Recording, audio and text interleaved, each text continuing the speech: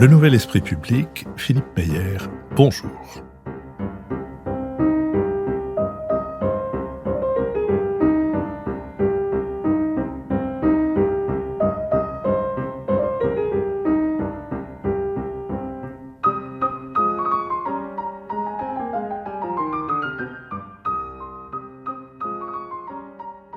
Bonjour, merci de nous retrouver pour ce nouvel entretien avec Alexandre Lacroix, directeur de la rédaction de Philosophie Magazine, entretien autour de son livre La danse, philosophie du corps en mouvement, et dans notre série Si c'est pour la culture, on a déjà donné.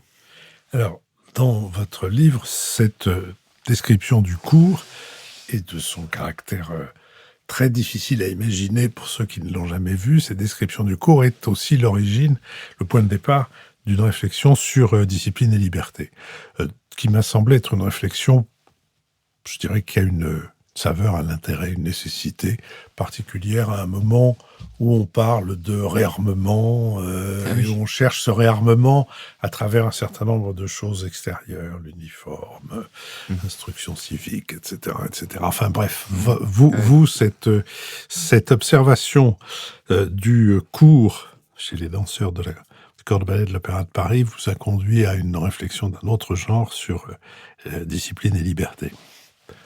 Oui, c'est l'une des questions que je me suis posée. C'est-à-dire que ce qui me parle beaucoup, ou me touche beaucoup, c'est qu'en art, on demande en fait aux artistes, dans tous les arts, et ça va au-delà de la danse, d'articuler la discipline et la liberté.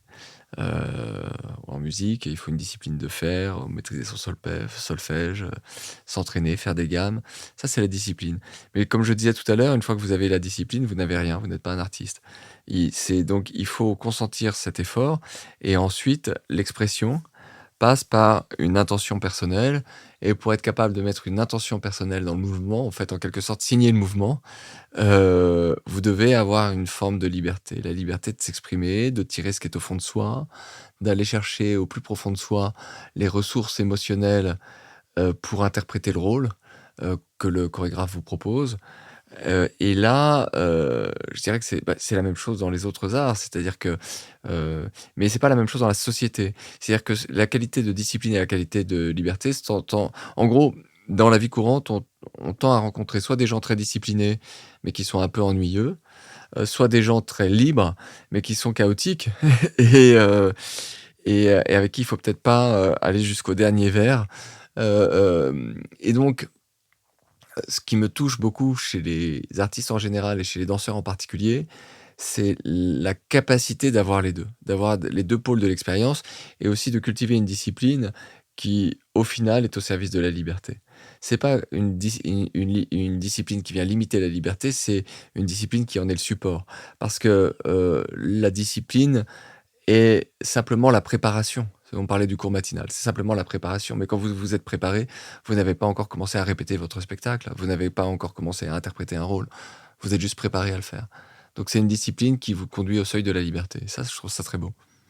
Quand vous suivez un spectacle depuis le cours, enfin les danseurs d'un spectacle depuis le cours jusqu'à la répétition et à la représentation, vous avez vu ce passage, cette appropriation et cette arrivée de la liberté de l'interprétation?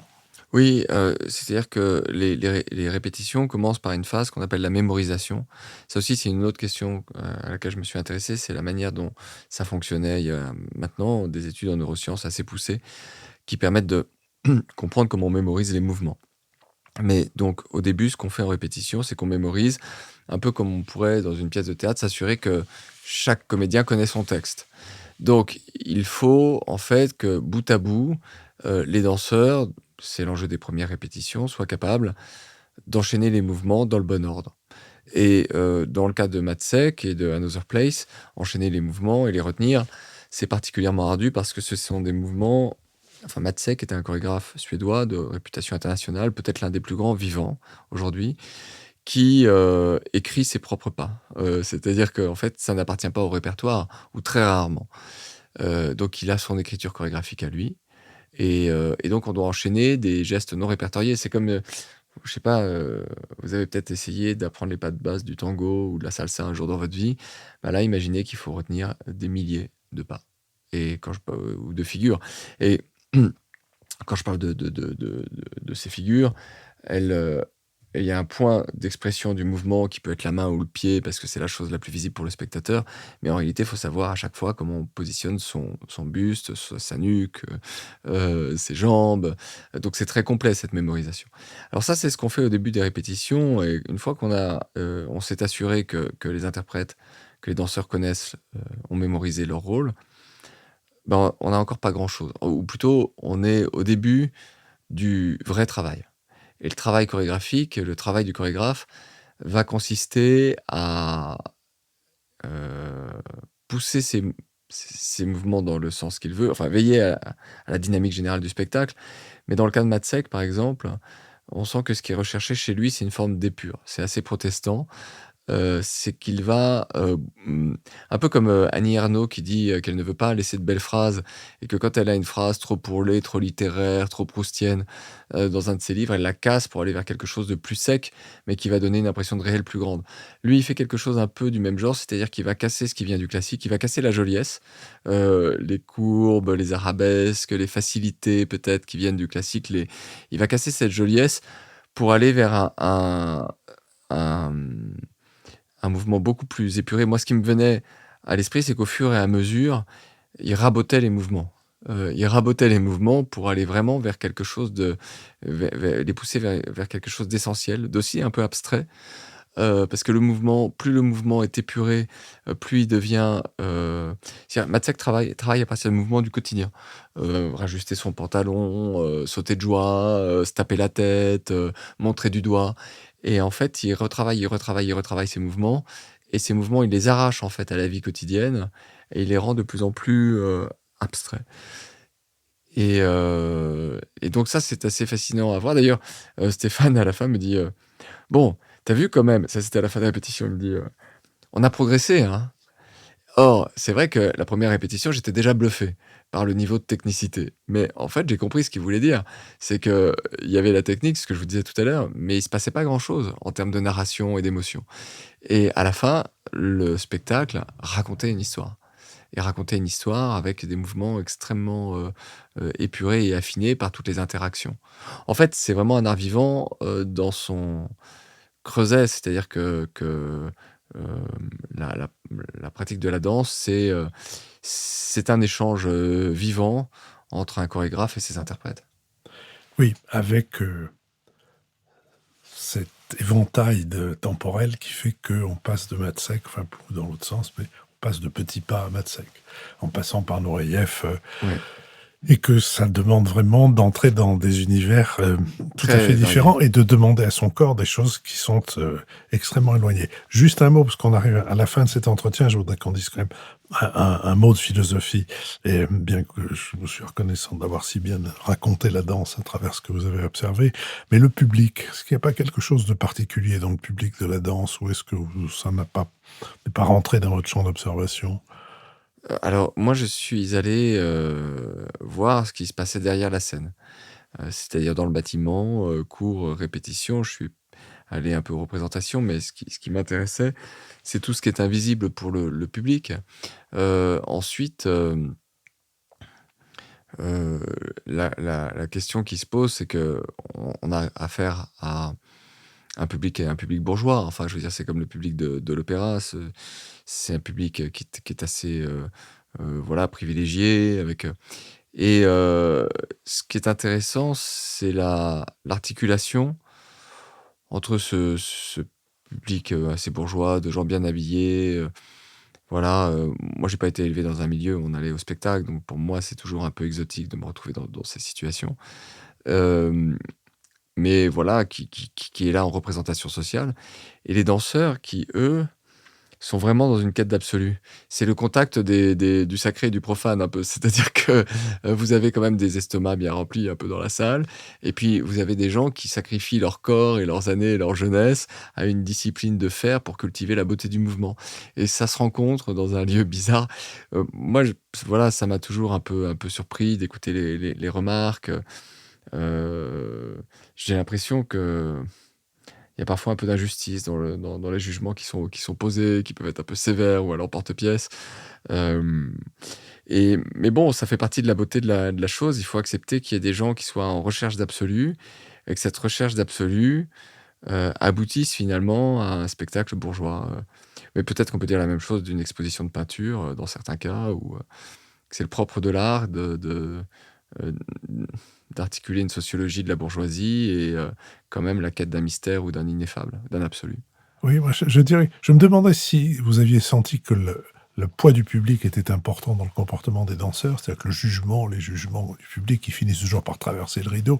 Moi ce qui m'a frappé, c'est que beaucoup de ces jugements sont des jugements qui ne tiennent pas compte de ce qu'est la réalité du métier de danseur et qu'au fond, on voit très vite, sans doute d'ailleurs c'est vrai aussi dans le football, et dans d'autres pratiques, où le corps entre en jeu, mais on voit très vite des jugements qui, sont liés à des sympathies, notamment à des sympathies à travers un physique, à travers une silhouette, à travers une façon de danser. On est séduit par un tel ou par une telle et du coup, on sacralise. Il y a eu récemment des cabales à propos de la nomination d'une étoile Mmh. d'un danseur étoile qui, à peine Bien nommé, sûr. a rendu son tablier, et cetera, où la salle criait son nom, pour forcer le directeur de l'opéra, parce qu'il faut dire que c'est le directeur de l'opéra qui, sur proposition du directeur ou de la directrice de la danse, nomme le danseur étoile. Mais ne nous attardons pas avant, enfin qu'il nous reste un peu de temps pour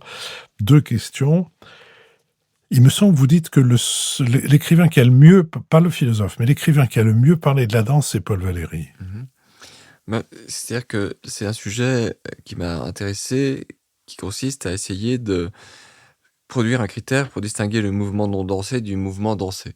En soi, c'est assez mystérieux si vous ne connaissez rien à la danse, que vous vous retrouvez dans une pièce avec quelqu'un, cette personne marche, elle ne danse pas, elle bouge les bras, elle ne danse pas, tout d'un coup, elle fait un mouvement de la tête ou du bras, même s'il y a pas de musique, vous reconnaissez que le mouvement est dansé. C'est-à-dire que dans le mouvement dansé, il y a quelque chose qui le distingue fondamentalement, de la gestuelle du quotidien. Qu'est-ce que c'est? Alors, celui qui propose un critère de différenciation qui me paraît pertinent, c'est Paul Valéry dans Deux gars dans ce dessin. Il dit que la danse est l'ensemble des mouvements volontaires non finalisés. Qu'est-ce qu'il veut dire par là? Il veut dire que la plupart des mouvements qu'on effectue dans le quotidien sont des mouvements qui sont finalisés, autrement dit qui ont leur finalité ou leur but dans un objet. Là, j'ai un verre d'eau posé devant moi, je vais, porter ma main vers ce verre d'eau, le porter à mes lèvres et je vais reposer l'objet. Donc ça veut dire que j'ai un but dans l'espace et que je suis dans une interaction qui est instrumentale avec les objets, parfois les êtres qui m'entourent. Je suis quand même en train d'interagir avec eux pour atteindre des buts répartis dans l'espace. Alors, le mouvement dansé, il a quelque chose d'assez particulier, c'est qu'il a sa finalité en lui-même. Le but du geste dansé, c'est sa propre beauté, sa propre expressivité, et il ne poursuit pas vraiment un but extérieur. Il peut être tendu vers un point situé dans l'espace, mais en fait, ça n'est pas son but. Et c'est ça qui le distingue, c'est ça qu'on voit immédiatement comme différence, c'est que là, tout d'un coup, il y a quelqu'un qui a l'air de bouger pour la beauté ou le plaisir de bouger. Et c'est une manière de bouger qui est très, très différente. Et c'est lié à un changement de régime, c'est-à-dire que le geste qui est, de la vie quotidienne s'écoule dans l'espace ou enfin est structuré par l'espace environnant. Le geste dansé, en tant qu'il n'a pas de but dans l'espace, devient un geste qui s'écoule dans le temps. Et donc c'est comme s'il y avait un changement de registre, interne, à la fois au corps et à la conscience, avec une manière d'actionner son corps qui est située dans l'espace et une manière d'actionner son corps qui est située dans le temps puisque, pour qu'il y ait danse, il faut pas forcément qu'il y ait de musique, on peut le faire en silence, mais il faut qu'il y ait rythme et donc il faut qu'il y ait une certaine scansion de l'écoulement du temps. Venons-en maintenant à l'apport de la philosophie, ou plutôt d'un philosophe, celui que vous distinguez comme, vous permettant mieux de comprendre la danse, qui est Bergson. Alors oui, c'est un sujet, assez vaste, je vais essayer d'être concis ou de donner une piste. Heu, Bergson n'a pas écrit directement sur la danse. Par contre, il propose un concept qui est le concept d'élan vital Selon lui, c'est un vitaliste et selon lui, il y a un élan vital qui se diffuse à l'ensemble du vivant, chez les végétaux, les animaux, et qui va se spécifier cet élan vital principalement en instinct chez l'animal, nous dit-il, et en intelligence chez l'homme. L'instinct chez l'animal, la dimension de l'instinct, c'est ce qui nous fait, ce qui rend l'animal, et d'ailleurs l'humain qui n'est pas dépourvu d'instinct, capable d'agir et de réagir avec ce qui l'entoure. C'est ce qui fait que le poussin, par instinct, va casser avec son bec la coquille de son œuf, que le tétard, va nager, dans la mare. C'est de l'instinct. Alors l'instinct, il est mouvement, il est vie, il est, fuite, il est fluidité et interaction permanente. L'intelligence, nous dit, Bergson, qui s'est hypertrophiée chez l'humain dans nos civilisations, a une vocation beaucoup plus instrumentale. L'intelligence, elle est principalement fabricatrice, nous dit Bergson. C'est-à-dire qu'elle consiste à essayer de construire des outils. C'est par son intelligence que l'homme a construit ses maisons, ses voitures, ses objets manufacturés. Et le langage ou les mathématiques sont des expressions de l'intelligence pour Bergson, en tant que ce sont aussi des outils. Et l'intelligence qu'elle fait, c'est que pour pouvoir agir sur le monde, elle fait abstraction du mouvant ou du mouvement. En fait, l'intelligence cherche à stabiliser des significations ou à stabiliser des objets. Et donc, les mots, par exemple, du langage, sont des espèces d'unités de sens, des phonèmes dont le sens a été fixé par l'usage. Alors, ce que nous dit Bergson, c'est que plus on cultive l'intelligence, et plus on s'éloigne de l'élan vital, ou en tout cas on s'éloigne de la capacité de raisonner avec le mouvement qui est inhérent à la vie.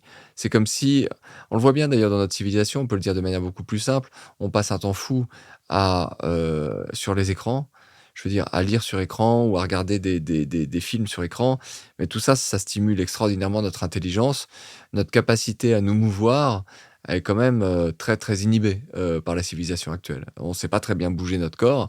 Par contre, on sait vachement bien répondre à un SMS ou à un mail. Donc, on a beaucoup cultivé le pôle de l'intelligence. Alors, qu'est-ce que c'est que la danse? Et où se situe la danse? Pas tout à fait, c'est pas tout à fait du côté de l'instinct, mais c'est pas non plus du côté de l'intelligence. Du du côté de l'intelligence, on voit bien que les gens qui sont très intelligents, on va dire prenez un grand physicien, un mathématicien, un grand philosophe, et cetera. Vous le mettez sur une piste de danse, on se doute bien que ça va pas être John Travolta. On sent bien que ça va nous faire, ça va nous faire sourire le résultat. Alors, ce qui se passe dans la danse, c'est qu'on a accès à ce que Bergson appelle l'intuition, c'est-à-dire à une forme d'instinct qui est devenu réflexif et conscient de lui-même. C'est-à-dire c'est un instinct épuré ou un instinct élaboré qui nous permet de retrouver le contact avec l'élan vital tout en ayant un certain degré d'élaboration.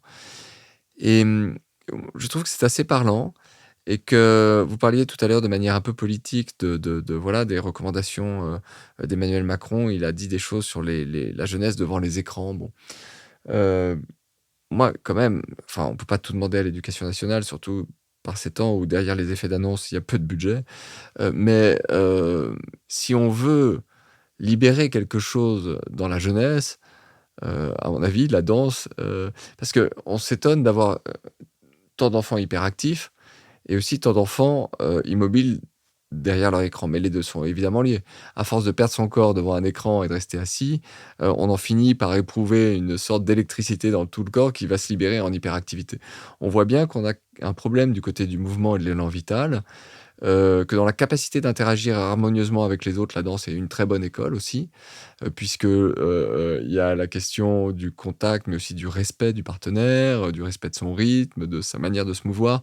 Ça apprend beaucoup de choses sur l'interaction humaine et voilà, je me dis que si on veut se libérer un petit peu d'un certain éloignement du corps qui est propre à notre civilisation, si on veut récupérer notre corps, la danse est un moyen presque plus intéressant que le sport. Parce que le sport, ça peut être un défoulement, un exutoire.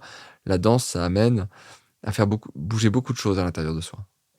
Alexandre Lacroix, ce n'était pas du tout comme ça que je pensais que se conclurait notre entretien, mais je pense que l'idée de recommander la pratique de la danse, de faire des efforts pour rendre la pratique de la danse accessible à tous ces jeunes gens et jeunes filles qui sont longtemps devant des écrans, longtemps immobiles, longtemps assis, peut être une conclusion très opportune pour la conversation que vous avez bien voulu avoir avec moi. Je vous en remercie. La danse, philosophie du corps en mouvement, chez Alary Éditions. Les références seront sur notre site en même temps que vont paraître ces entretiens. Merci beaucoup. Merci.